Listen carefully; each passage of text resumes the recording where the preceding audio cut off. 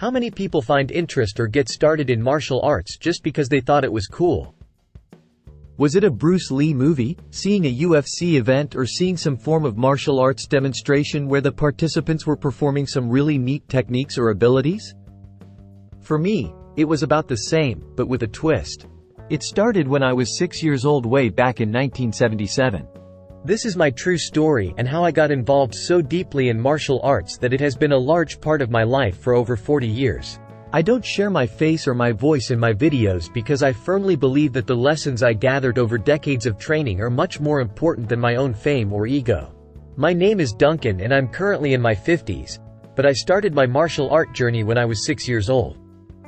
Now many children are brought to a martial school by their parents as a way to learn self-defense or to increase the attributes that martial arts claim to build.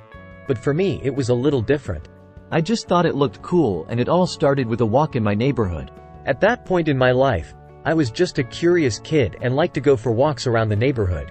One day, I was walking by a strip mall and saw through a large window a bunch of people dressed in what I thought were bath robes jumping around and making loud noises. They were all punching and kicking in the air while an instructor called out commands and guided the training process. I was fascinated. A couple of years later, a friend of my father's introduced me to Bruce Lee movies, and I put it together that the people in the window were practicing to do the things that Bruce Lee was doing. I knew it was just movies though, so I just viewed it as entertainment. One day, my father took me to play pool at a local bar and I saw something that would change my life forever. This little Asian gentleman was getting harassed by a big farmer-looking man that looked like if you asked him directions, he would pick up the tractor and point the way. The Asian man was much smaller and quite a bit older than the bigger guy. The bigger man tried to push the Asian man around, but he was literally owned by the smaller and older man. My father and I totally lost interest in playing pool. We wound up watching as the smaller guy handled himself with grace and efficiency. After he was done, he was the one that walked calmly out of the bar while the younger, bigger man was left groaning on the floor. It was then that I knew I wanted to do that. My father knew another guy that practiced a system of martial arts called Preying Mantis, a Chinese form of martial arts, and I was accepted as a student. I started on my 8th birthday. I trained every day for 2 years until I had an accident that left me paralyzed from the waist down and I thought my martial career was over. But I was already hooked and just couldn't let it go. During the 4 years of my recovery, I spent endless hours in the library devouring any kind of information I could get on martial arts. Ain't no real threat there. And I saw little Tiffany. I'm thinking, 8-year-old white girl, middle of the ghetto, bunch of monsters, this time of night with quantum physics books. She about to start some shit. I even found common factors in other activities that were similar to the movement-based principles found in the martial arts. Many track and field sports use a lot of the physical principles martial arts use. Needless to say, I learned a ton about the technical, psychological and philosophical aspects involved in martial arts. Also during this time, I was doing everything I could to get back up on my feet and walking comfortably without any type of walking aid. I was finally successful when I was 14, but I spent the next 2 years increasing my strength and gaining confidence moving around. When I was 16, my life turned into something close to a Karate Kid movie because one of our mail carriers was also a teacher of a Japanese system called Judo. I trained in Judo for several years and became proficient, but we moved around quite a bit because of my father's work. I was so hooked by then that everywhere we moved, the first thing I did was seek out martial arts schools and any system I could learn. Eventually, I joined the military and began my life as an adult. During basic training in the Army though, all of the research and training that I had done got reaffirmed one night when I was posted as a guard on a bridge during an overnight mission. My job was to guard a bridge and challenge anyone who tried to cross that bridge, not allowing anyone without the proper password to cross.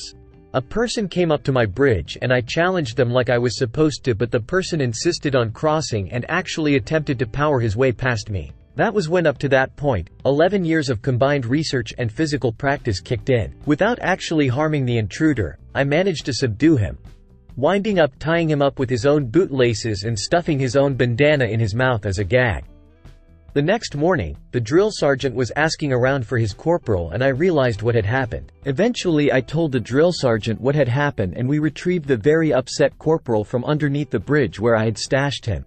The situation, however, showed me that all the research, training and practice I had done was worth it. This solidified my confidence in the martial training I was doing and inspired me to learn more. Since then I have been researching, training and practicing as much about martial arts that I can. I officially have studied 10 different systems including Preying Mantis, Judo, Taekwondo, Muay Thai, Tai Chi, Kempo Karate and several others less widely known. But in those studies, I learned several things that I hope other martial artists realize in their own studies. First, no matter what the martial system is, the processes and techniques in that system are worthless without a person to put them in action. Second, most people are built the same with one head, 2 arms, 2 legs and a torso, so it's more important to learn how to move our own bodies in an effective way than it is to learn the structured movements of a given system. Third, mentality, philosophy and attitude are much more important than learning how to fight. Fighting is easy. Learning how to control yourself and your situation during a time of stress takes training and practice. Finally, and to me most importantly, everyone has their own reasons for learning martial arts, whether it is for competitive reasons, survival, exercise or entertainment, but they are all valuable. No martial system is better than the others as long as the training matches the reason the person is training. After all, you don't want to use a screwdriver to pound in a nail, and you don't want to try to eat pudding or soup with chopsticks. That doesn't mean that the screwdriver or the chopsticks are useless. It means that you are using them incorrectly. To this day, I practice every day and focus on improving my own skills. Yes, I occasionally offer training to those who are interested or state that they have always wanted to learn martial arts, but I mostly focus on my own skills. You see, I still consider myself a student even after over 40 years of training and practice because I learn a little bit more every day either from my own research and practice or even from the few students I have. Now if you will excuse me, I have training to do. I encourage you to share your own martial arts experiences in the comments below. Like, subscribe and share this video with anyone you think would gain from it. Also, if you want to learn more about the core principles that make martial arts actually work, check out our other videos. We go into a lot more detail in the playlist entitled Martial Arts Principles Based in Nature. Whether you are a veteran of the martial arts or are just starting out, I wish you pleasant and productive training. If you haven't started any martial training yet, I encourage you to find a school or instructor somewhere and get started immediately. One of the other lessons I have learned after over 40 years of experience is that it doesn't take 40 years to learn. After all, in the end, you are responsible for your own safety.